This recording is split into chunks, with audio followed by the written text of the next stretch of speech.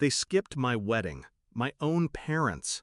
They said it was a trivial event and told me not to bother them with it.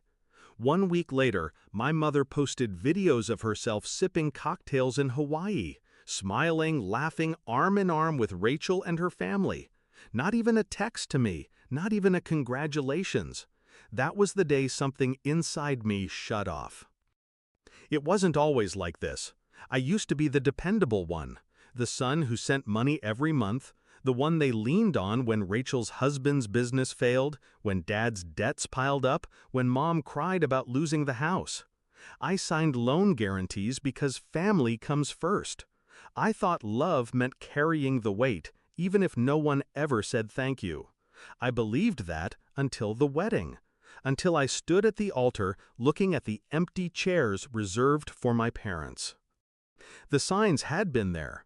The way my calls always went unanswered unless I was wiring money, the way Rachel's kids got brand new iPads while I lived in a one-bedroom with peeling paint, the way every sacrifice I made disappeared into a black hole of entitlement.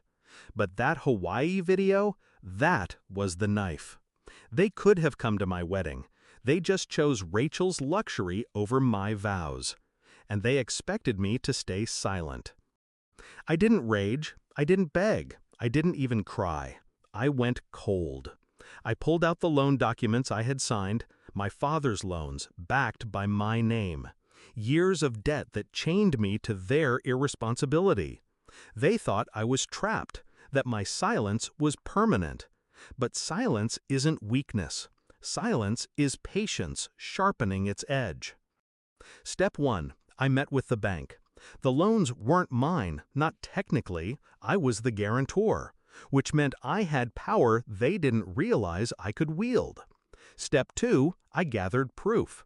Transfers, texts, the Hawaii posts, all time-stamped and saved. Step 3. I cut them off. No more payments, no more wiring money, no more rescuing them from the quicksand they dug for themselves.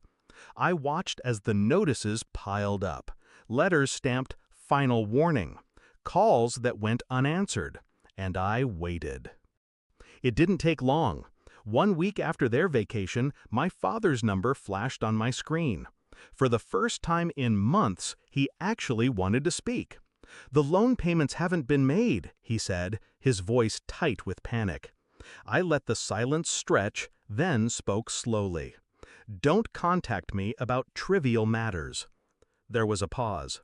"What did you just say?" "You heard me. You taught me, remember? My wedding was trivial. My life, trivial. So your debts, your collapsing credit, also trivial." His breathing turned ragged. "You can't just, this will ruin us." "It already has," I replied, calm. "But don't worry. Rachel looks good in Hawaii. She can handle it." I hung up. That was the last time I answered his call. The fallout came quickly. The house went first, then Dad's car. Rachel's husband's business collapsed under unpaid loans. They tried blaming me. Of course they did. But the proof was there. Every transfer, every signature, every time I had carried them, they couldn't erase it this time.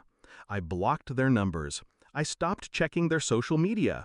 I let them drown in the same silence they once fed me. Now, when I walk through my apartment, I breathe freely. No invisible weight crushing my chest. No obligation chaining me to people who only saw me as a wallet.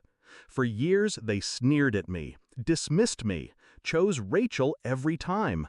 But when the walls closed in, it wasn't Rachel who could save them. It was me. And I chose not to.